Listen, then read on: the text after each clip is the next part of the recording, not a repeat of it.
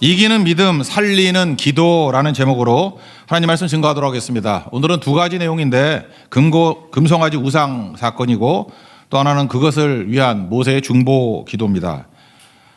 내용은 이렇습니다. 사람은 모호함을 못 견딘다는 것입니다. 그런데 모호함을 이길 수 있는 것이 믿음이다. 그리고 또 하나는 다 죽은 백성도 살려내는 것이 기도다. 그래서 믿어야 이긴다. 믿어야 기도해야 또 살린다. 이 두 가지 내용들을 살펴보도록 하겠습니다. 첫 번째, 금송아지 우상 사건입니다.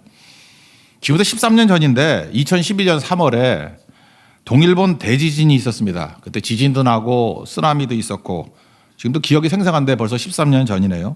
크나큰 재해가 있었습니다. 근데 사회학적으로 이상한 현상이 벌어지게 됩니다. 그 동일본에 가보면은 대지진이 있고 난 다음에 일본에서요 두 가지 현상이 벌어졌답니다. 첫째는 결혼하는 사람이 많이 늘어났대요. 그리고 또 하나 이혼하는 사람도 늘어났대요. 그래서 결혼은 2배 늘고 이혼은 3배가 늘었답니다. 알 수가 없는 거죠. 결혼도 늘고 이혼도 늘고 왜 그럴까? 황당하지 않습니까? 그래서 미국 학자인데 제이미 홈스라는 사람이 글을 썼어요. 난센스라고. 일본 표현이죠. 난센스. 불안전한 미래를 통제하는 법. 잘 분석해 보니까 사람에게는 무슨 욕구가 있냐면은 종결 욕구가 있답니다. 다시 말해서 모호함을 끝내고 싶은 욕구. 왜 그러냐면 사람은 불확실성을 못 견딘답니다. 모호한 상황이 계속되는 것을 너무너무 괴로워한다라는 것입니다. 그러니까 지진이 일어나고 막 쓰나미가 오고 하니까 이게 죽는지 사는지 애매모호하잖아요. 그럴 때 사람들은 결정하기를 원한다는 거예요. 그래서 조금 마음에 들면 그냥 결혼해버려 이런 거고 조금 힘들면 아예 뭘 생각해 이혼해버려 이런다는 거예요. 그래서 모호함을 못 견뎌서 그렇다는 것입니다.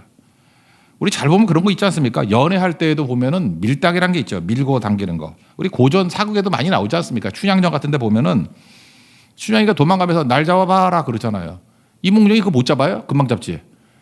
근데 잡으려고 그러면은 싹 피해 나가고 잡으려고 그러면 피해 나가고 그거 딱 잡으면은 연애 안 돼요. 잡으려고 그러면 도망가고 그거 계속 해야 됩니다. 그게 사실은 즐거움을 주기도 하고 흥분되기도 하고 뭐 그런 거 아니겠습니까? 평화시에는 그렇다는 거예요. 그런데 지진 나고 전쟁 나고 이러면 그런 모호함을 견딜 수가 없다라는 것입니다. 그래서 눈 맞으면 그냥 사랑해 버리고 수 틀리면 그냥 헤어져 버리고 그렇다는 것입니다. 그래서 결혼도 많고 이혼도 많다. 그런 얘기 들어보셨습니까? 전쟁 중에 사랑을 많이 한다고 애들이 많이 태어난다고. 그 베이비 부모 그러잖아요. 여기도 베이비 부모들 계시죠. 한국 전쟁 이후에 막 태어난 사람들 오히려 불안할 때 오히려 더 사랑이 깊어지고 빨리빨리 결정한다는 것입니다. 지금 우리나라가 너무 평화로워서 결혼 안 하는 것 같아요. 그죠? 그런 거 보면은 인간의 본성이 그런 게 있다라는 것입니다. 모호함을 못 견디고 불안전함을 못 견디는 것. 지금 똑같은 상황이 이스라엘에게 다가오게 되었습니다. 종결 욕구 본능이 작동을 하는 거예요. 이스라엘의 지도자 모세가 산에 올라갔습니다. 시내산에 올라갔는데 40일이 지났습니다. 시내산 그들은 알거든요. 이 산은 나무 한 그루 자라지 않고 지금도 가보면 그렇죠. 그늘도 없고 뻘건 산입니다. 낮에는 45도 정도 되고 밤에는 뭐 영하까지 내려가는 추위가 있는 산이라고 합니다. 그런데 40일 지나면은 상식적으로 그런 데서 40일을 지나면 못 살죠.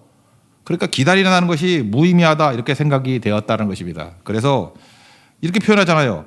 우리를 인도해낸 사람이 어찌 되었는지 알지 못하겠다. 말은 이렇게 했지만 뭐라고 단정을 내리는 거예요. 죽었다. 이 모세가 죽은 게 확실해.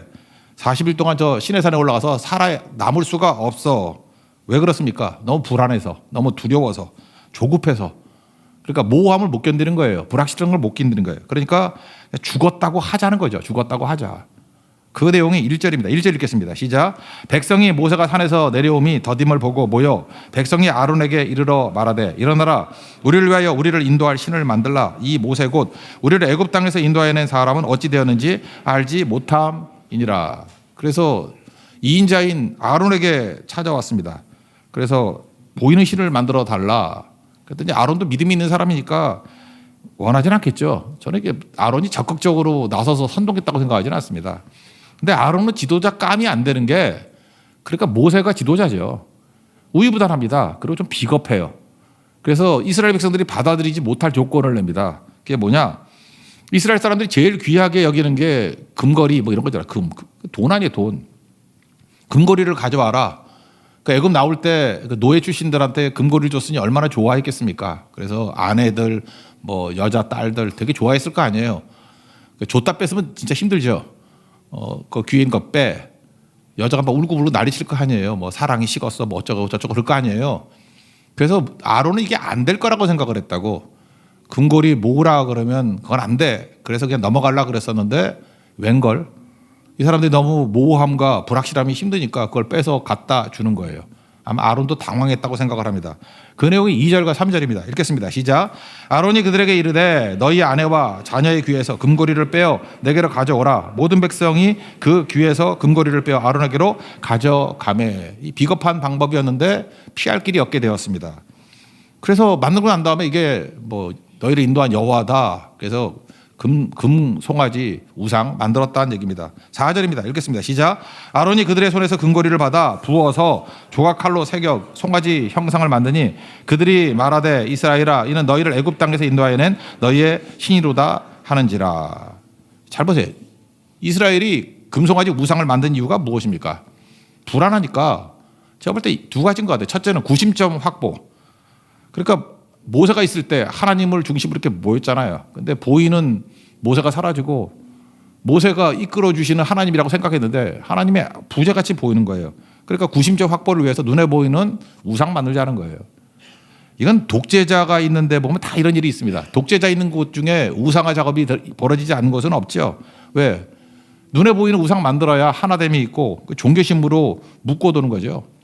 그래서 뭐 사진에 의미를 둡니다. 북한 같은 데 보세요. 뭐 이렇게 사진 걸어놓고 뭐 큰일 나죠. 그거 건들면.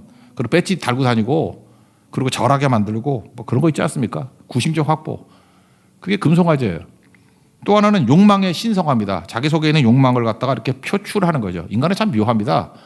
아까도 얘기했지만 전쟁 중 지진 중 이럴 때 욕망이 표출되듯이 이때 모함을 못 견뎌가지고 인간의 본능이 막 작동을 하는 거예요. 욕심과 두려움이 본능을 자극하는 것입니다.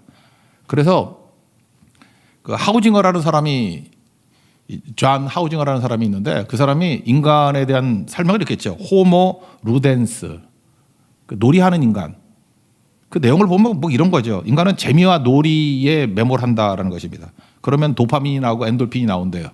그죠? 이렇게 몸에서 호르몬이 막 나온다는 거예요. 그래서 쾌락을 얻는다는 거죠. 그래서 그런 거 얻으려고 예술도 하고 스포츠도 하고 문화 작업도 하고 그런다는 거예요. 사실 지금도 예술이나 뭐 스포츠 이런 거 하는 거 보면 막 거기서 엔돌핀 나오고 도파민 나오고 막 그러지 않습니까? 흥분되고 놀이니까. 지금 이스라엘 백성들이 금송아지 만든 이유 중에 하나를 이렇게 얘기하는 거예요. 거룩한 삶에 대한 지겨움이에요. 지겨움, 밋밋함, 재미없음.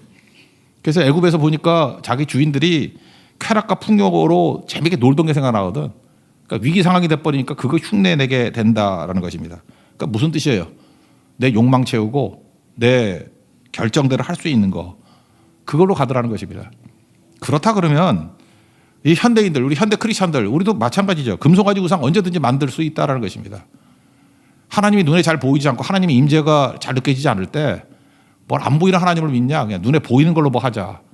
그래서 이게 종교 장사꾼들이 그거 잘해요. 눈에 보이는 걸 딱 만들어 놓고 거기에 모이게 만드는 구심점 확보. 그리고 사람들이 불안하게 만들 때는 되게 본능적이 돼버립니다. 그때 기본적인 것들을 채워주게 만드는 호모 루덴스 이렇게 나간다는 거예요. 그래서 금송아지 우상은 시대마다 항상 있어 왔고 이걸 역사적으로 얼마든지 증명해낼 수 있습니다. 지금도 있습니다. 이게 금송아지 우상이라는 거예요. 여러분 지금 불안하시죠? 모호하죠? 불확실성이 있죠?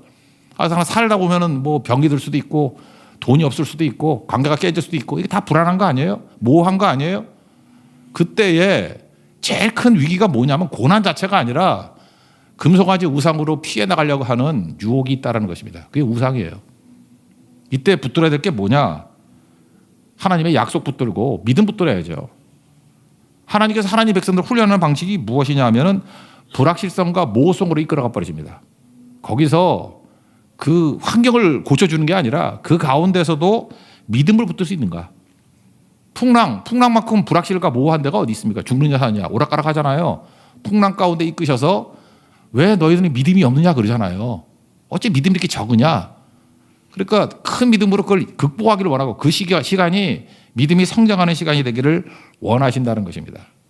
나는 믿네라는 찬양 조금 전에 했잖아요. 허락하신 시련을 통해 목적이 뭐예요? 나의 믿음이 더욱 강하게 자라나고, 내가 겪는 시험이 어렵고 힘들어도 뭘 보라는 거예요? 내 주님보다 크지 않네. 주님이 더 크다라는 거. 내 앞에 바다가 갈라지지 않으면, 내가 원하는 건 바다가 갈라지길 원하는데 봉건이 있어가지고, 구약 백성은 봉건이 있잖아요. 바다의 길을. 그래서 갈라지라 그랬는데 안 갈라져. 그랬더니 신약에 오니까 뭐라 그래요? 바다 위를 걷게 하시잖아요.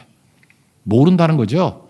하나님 믿고 의지하면 하나님이 새로운 방법으로, 하나님의 특별한 방법으로, 그 사람에 맞는 방법으로 풀어나가신다. 그때까지 모호함이 있고 불확실성이 있다 할지라도 주님 믿고 나가라. 그때가 믿음이 자라는 시간이라는 것입니다. 지난 금요철에 때 살폈던 내용이 누가복음 8장 내용인데, 회당장 야이로의 딸이 죽어갑니다. 그런데 고치러 간다고 할 때 그 12의 혈루증 앓았던 여인이 예수님 붙잡고 시간을 좀 많이 끌잖아요. 마음이 급한데 야이로의 마음에 뭐가 있었겠어요? 저는 일부러 저기 시간 끌었다고 생각하는데, 모호함이 증폭되고 불확실성이 증폭되는 거예요. 딸이 죽느니 사느니. 그러다가 죽었다는 소식을 듣죠. 그때 예수님이 뭐라고 말씀하셔요? 누가복음 8장 50절. 두려워하지 말고 믿기만 하라. 그리하면 딸이 구원 얻는다고. 그러니까 두려워하지 말고 뭐가 필요해요? 믿음이 필요하다는 거예요. 그때 구원이 있게 된다라는 것입니다. 우리 인생 가운데도 믿음이 있으면요, 어떤 환경이 온다 할지라도 흔들리지 않습니다. 믿음이 있어야 되면 믿음. 서두르지 마십시오. 지금도 여러분들 마귀가 우리 삶 가운데 자꾸 서두르게 만들어서 망하게 만들어요. 서두르면 반드시 우상숭배를 가게 돼 있습니다. 눈에 보이는 거 붙들게 만들고 눈에 보이는 거 만들어낸다니까요. 그게 금송아지 우상이라고요. 제가 그 창세기 보면서 맨날 했던 얘기가 있죠. 서두르면 이스마엘 되고, 하나님 약속 붙들고 기다리면 이삭 된다고. 서둘러 가지고는 얻는다 할지라도 부작용입니다. 다 그게 재앙이에요, 재앙. 근데 기다리면 하나님이 주시는 것, 이삭 주십니다. 부작용 없습니다. 최고의 것을 주신다는 거예요. 그래서 여러분들 믿음 가진 사람은 좀 여유롭습니다. 믿음은 하나님의 은혜를 믿기 때문에 그렇습니다. 제가 초등학생들 그 오답 문제 한번 얘기를 했죠. 부모님이 왜 나를 사랑해요? 그랬더니 그러게 말입니다. 나는 그 말이 너무 이게 믿음의 고백이라고 생각해요. 아이는 아버지 어머니가 자기를 사랑하는 것을 확실하게 믿는 거예요. 그러니까 어떤 질문을 하더라도 여유가 있잖아요. 그러게 말입니다. 이게 대단한 말이라고요. 우리도 마찬가지예요. 너는 고난이 오는데도 불구하고 왜 이렇게 싱글싱글하고 있냐? 그러게 말입니다. 여러분, 은혜를 아는 사람이 고백하는 게 그러게 말입니다예요. 믿는 사람이 하는 말이 그러게 말입니다. 설명할 길은 없어요. 그러나 확신한다는 얘기죠. 오늘도 우리 삶 속에서 이런 모호함과 불확실성이 올 때 세상 사람과 같이 흔들리는 모습이 아니라 나는 믿네라고 고백하면서 믿음이 자라는 시간으로 삼는 축복의 종 되기를 축원합니다. 두 번째 내용은 모세의 중보 기도입니다. 하나님께서 모세에게 말씀하십니다. 내려가라. 내 백성이 부패했다. 그리고 목이 뻣뻣한 백성이다. 지금 뭔 짓 하는지 모르겠다. 7절부터 9절까지 내용입니다. 그러고 난 다음에 모세에게 이렇게 말씀하시다. 10절 말씀인데 다 같이 한번 읽겠습니다. 시작. 그런즉 내가 하는 대로 두라. 내가 그들에게 진노하여 그들을 진멸하고 너를 큰 나라가 되게 하리라. 그러니까 진멸해버리겠다. 이스라엘 백성 다 죽여버리고 모세 너를 통해서 새로운 나라를 세우겠다는 거잖아요. 여러분에게 그런 말 한다면 어떻게 하겠어요? 여러분 한 사람만 예수를 잘 믿고 나머지는 다 배신했어. 근데 하나님이 오셔가지고 다 죽여버리고 너로부터 새로 시작할게. 그러면 우리 조지사님은 아멘 하겠죠. 드디어 내가 아브라함이 되는구나. 그래서 그 꼴이에요. 그죠? 그러니까 중요한 게 그 뭐냐. 모세는 그러지 않았다라는 거예요. 생명권 기도가 있지 않습니까? 여기서 중요한 게 뭐냐면 하나님의 말씀 가운데 하나님의 진심을 알아야 된다는 것입니다. 그냥 하나님이 진짜 진멸할 마음이 있다 그러면 뭘 물어. 그냥 진멸해버리지. 우리는 알잖아요. 하나님이 진멸할 마음이 없으시다는 거.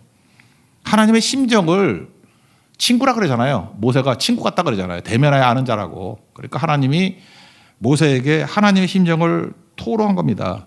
내 심정을 좀 알아줘라. 그리고 또 뭐죠?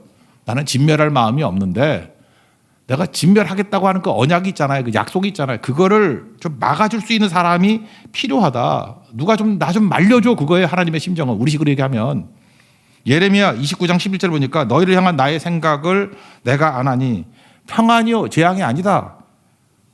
너희에게 미래와 희망을 주는 것이다. 그런 말씀이 나오죠. 하나님 본심이 그거라고요. 여러분 부모도 자식들에게 뭐 거만 말을 하지만 본심은 아니잖아요. 그럴 때 뭐 그냥 호적에서 지워 그럴 때 빨리 하세요. 그러면 안 되죠. 아, 이러시면 안 됩니다. 이러시면 안 됩니다. 잡아줄 사람. 이게 펜을 들었을 때 누가 손을 잡아야 될 거 아니에요. 그걸 원하는 거예요. 그거를. 그래서 중보기도자는 뭐냐면 하나님을 말려주는 사람이다. 그렇게 말할 수 있다는 것입니다. 그래서 모세는 중보자예요. 하나님 마음을 알고 백성의 죄의 심각성을 아는 겁니다. 그 중간에서 말려주는 거예요. 에스겔에서 얼마 전에 했죠. 에스겔에서 22장 30절. 거기서 그런 내용이 나오잖아요. 그때도 말씀을 살폈는데 이 구절. 성 무너진 데를 막아서서 나로 하여금 멸하지 못하게 할 사람을 내가 그 가운데서 찾다가 찾지 못했다. 그런 말씀이 나와요. 하나님이 누굴 찾아요? 성 무너진 곳이 있는데 나로 하여금 멸하지 못하도록 거기 이제 멸해버려야 되는데 멸하지 못하게 막아줄 사람을 내가 찾았는데 못 찾았다. 그래서 하나님이 안타까워하는 모습을 보여주고 있습니다. 그럼 이 시대에 필요한 사람이 누구예요? 기도하는 사람입니다. 뭐 정치 잘하는 사람 그거 뭐 별 필요 없어요. 경제 그 오래 못 갑니다. 문화 그런 거 아니고요. 기도하는 자입니다. 진짜 기도하면요, 여러분 100배의 결실을 거둡니다. 기도가 능력이 있어요. 또 하나 기도하면요 진멸에서도 구원받을 수 있는 길을 열어준다는 거예요.